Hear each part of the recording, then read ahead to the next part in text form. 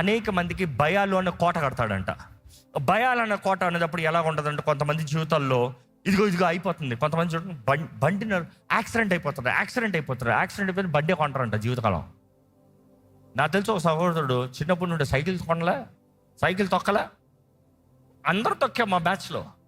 రే తొక్కరా, accident అయిపోతుంది. పెద్దోడయ్యాడు, అందరు బండ్లు తోలుతున్నాడు, మంచి ఉద్యోగం, మంచి ఐటీ లెవెల్లో, అప్పుడు ఆ రోజుల్లో మంచి చాలా బాగా వచ్చాడు. ఒరే ఒక కారు కొడుకున్నా, లేదు నేను బస్సులో వెళ్తాను, యాక్సిడెంట్ అవుతుంది. మొన్న ఈ మధ్య కలిసా, ఇప్పుడన్నా కారు కొన్నావా? లేదు. ఎందుకు? భయాన్ని బట్టి, స్తోమత లేక కాదు, భయాన్ని బట్టి. నేను అడిగాను, 2 పిల్లలు, భార్య, నువ్వు ఎట్లా వెళ్తున్నావు? బస్సులోనే వెళ్తున్నా. You are a manager in an IT office, you earn in one of the most biggest office, very good salary. ఒరే నీకు భయం. మీ ఆవిడ నడుస్తుంది, కనీసం తన నడపవచ్చు కదా. భయం అంటే తన భయాన్ని బట్టి తన ముందుకు వెళ్తలే, కుటుంబాన్ని, పిల్లల్ని ఎవరైనా ముందుకు వెళ్ళవట్లే. So you see how fears these are irrational. అర్థమవుతుందా అండి? ఈ భయాల గురించి మీకు అర్థం అవ్వాలంటే, చాలామందికి పాండమిక్ టైంలో వచ్చి ఉంటుంది భయం. ఉద్యోగమా, నేను బయటికి వెళ్ళను, నేను కొట్టుకెళ్ళను, నేను ఎవరిని కలవను, అయ్యో నేను ఎక్కడ చేయబెట్టను. ఈరోజు కూడా చాలామంది మాస్కులు తీరంట. ఎందుకు? భయం. కొంతమంది ప్రైవసీకి బాగుంది, నా మొహం ఎవడో చూడక్కర్లేదని పెట్టుకుంటారు, అది వేరు. కానీ కొంతమందికి చచ్చిపోతానేమో అని భయం. So irrational. ఇది కూడా అపవాది కోటలు అనేది దేవుని వాక్యం తెలియజేస్తుంది. అన్రియలిస్టిక్ ఫియర్స్ అండ్ వరీస్, చింత. నీ జీవితంలో ఇప్పుడున్న పరిస్థితికి రేపేమవుతుంది నువ్వు ఆలోచించాల్సిన అవసరం లేదు. నువ్వు అనుకుంటావు, నా ఉద్యోగం పోతుంది, అంతా పోతుంది, ఇది అంతే. చూసి బైబిల్లో ఒక మాట ఉంటుంది, యోబుకి అపవాది చేసిన కార్యములంతా, తాడంతా ఏంటంటారంటే థియోలజియన్స్ కొంతమంది, తను ఏది భయపడ్డాడో అదే. I understand what I'm saying? యోబు బ్రతుకులో చూస్తే వాక్యం, నేను ఏదైతే భయపడ్డానో నాకు సంభవిస్తుందని అదే జరిగింది. సో అపవాది ఎప్పుడు ఏంటంటే నీ భయాలను చూస్తాడు. నువ్వు భయపడని దాన్ని ఎప్పుడు దేవుడు అపవాది నీ దగ్గర తీసుకురాడు. ఆమె క్లియర్? నువ్వు భయపడని దాన్ని ఎప్పుడు అపవాది నీ దగ్గర తీసుకురాడు. నా భార్యకి బల్లులంటే, కాకరోజులంటే తెగ భయం, నన్ను తిడుతుందేమో. అది వచ్చిందనుకో, ఎవడో ఒకడు రావాలి. ఇప్పటికైతే మా పిల్లలు రెడీ, వాళ్ళు వెళ్తారు. కానీ నా చిన్న కూతురికి మొన్నటి ఒక భయం, అమ్మ కయ్యమంటే పిల్ల కయ్యే.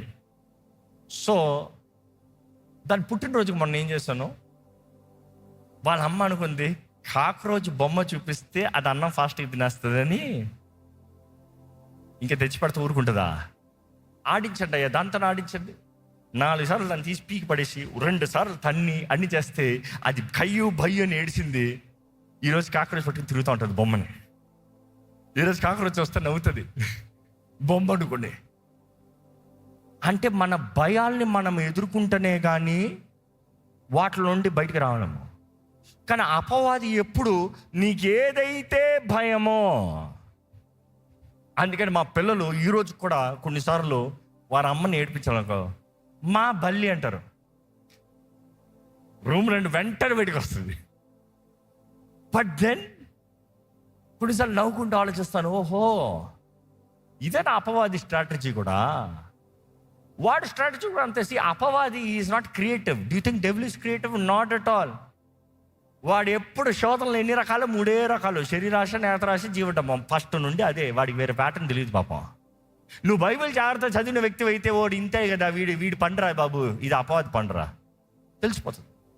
ఇంకా వాడి మార్గం అంట, వాడి రూట్ ఒకటే, వాడి రూట్ మారదు. అదే వాడి వైల్స్. వాడు ఆ తంత్రంలు ఎరిగిన వారు ఉండాలి.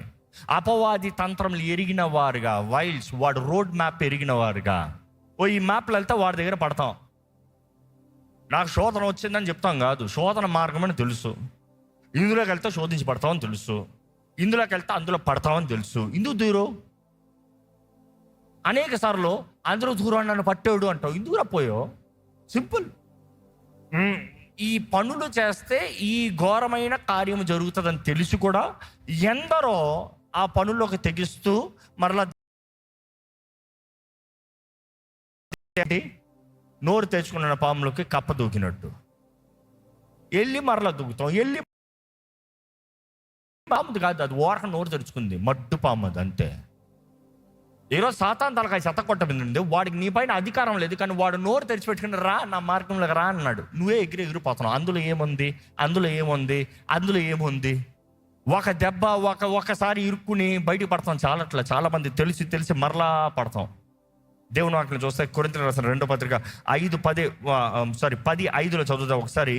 Bringing into captive every thought to obedience. దేవునిని గూర్చిన జ్ఞానము అడ్డగించు ప్రతి ఆటంకమును పడదోసి ప్రతి ఆలోచనను క్రీస్తుకు లోబడినట్లు చెరపట్టి. ఆగండి, ఈ పనులు ఎవరు చేయాలి? ఎవరు చేయాల్సింది? నువ్వు చేసుకోవాలి. దేవుడు నీకు మాట ఇస్తాడు, దేవుడు ఆలోచనలు తెలియజేస్తాడు, దేవుడి మార్గాల్ని తెలియజేస్తాడు. అపవాది మార్గము, దేవుని మార్గం, జీవం మరణం నీ ముందే ఉంది. కానీ చెరపట్టాల్సింది ఎవరో? నువ్వు. ఎందుకంటే నీ థాట్స్ నీ లాప్టాప్ ఉంది, నేను పట్టలేను, దేవుడు పట్టడు. చెరపట్టాల్సింది నువ్వే. Choice is yours. You need to hold captive. నువ్వు పట్టాలి. What are your thoughts? మిమ్మల్ని అడుగుతున్నా, ఏంటి మీ తలంపులు ఏంటి? మీ ఆలోచనలు ఏంటి? మీ జీవితం గురించి మీ తలంపులు ఏంటి? దేవుని గురించి మీ తలంపులు ఏంటి? మీ బ్రతుకులు ఏం జరగబోతుంది? మీ తలంపులు ఏంటి? ఆలోచనలు ఏంటి? మీ భయాలు ఏంటి? విశ్వాసంతో బ్రతుకుతున్నారా, భయాలతో బ్రతుకుతున్నారా? ఏంటది? దేవుని మార్గాలు ఎరుగున్నారు, దేవుని గురించి వాక్యం ఎరుగున్నారు, ఎన్ని వాక్యము బ్రతుకులో అనుసరిస్తున్నారు. ఎందుకంటే వాక్యం వెంట మాత్రం కాదు, విన్న వాక్యం ప్రకారం తన ఇల్లును కట్టుకోవాలంట, ఆ వాక్యం పైన కట్టుకోవాలంట, క్రీస్తు తన బండ పైన కట్టుకోవాలంట. ఈరోజు మీకు దేవుడు తెలియజేస్తున్నాడండి, నీవు చెరపట్టాలి. Your thoughts, your hold. అనేక సార్లు మన జీవితంలో వి గెట్ అప్సెట్. మనసంతా కలవరమైన వాడు ఇంటికి వస్తే ఏమవుతుంది? ఇంట్లో భార్య సంతోషంగా ఉన్నా కూడా భార్యని సాటిస్ట్కి మార్చేస్తాడంట. పిల్లలు ఆనందంగా అంటాడు, అంతే. పాపం ఆ పిల్లల మనసులో ఇరిగిపోతాయి. అంటే ఈయన మనసు డిజార్డర్ అవుతే, అప్సెట్ అవుతే, క్రాంకీ అంటాం. క్రాంకీ అవుతే ఇంట్లో ఉన్న అందరి మనసులు ఏమవ్వాలి? ఈ మనసులు అప్సెట్ అయిన వారు చూడండి ఎప్పుడు స్వార్థపరులే కదా. మనసు అప్సెట్ అయినవాడు పిల్లదరికి బాగున్నారా, మీతో సమయం గడుపుతానరా, తిన్నావమ్మా, బయటికి ఎక్కడికైనా వెళ్దామా అడుగుతాడా? ఆ మనసు బాల అంటే నా ఇది అపవాది చేయగలిగిందంట టు మేక్ యూ లోన్లీ. నువ్వు అంటున్నావు నాకు ఎవరు లేరు. ఎవరిని ఉంచుకోవాలని పని ఎవరిది? నీదే. నువ్వు చేసిన పనిని బట్టే, నువ్వు చేసిన తప్పును బట్టే నువ్వు ఎవరిని ఉంచుకోలేదు, నువ్వు ఎవరితో కలిసి ఉండాలని ఆశపడలేదు, నువ్వు ఎవరితో పంచుకోవాలని కూడా ఆశపడతలేదు. ఈరోజు చాలామంది జీవితాల్లో వారి మనసులో ఉన్న మాటలు, తలంపులు బయటికి మాట్లాడితే చాలామంది ఉంటారు చూడండి. కొన్నిసార్లు నా దగ్గర ప్రార్థన భారాలు వచ్చినప్పుడు కొంతమంది మాట్లాడిన తర్వాత ఒక 2 నిమిషాలు మాట్లాడు, ఒక 5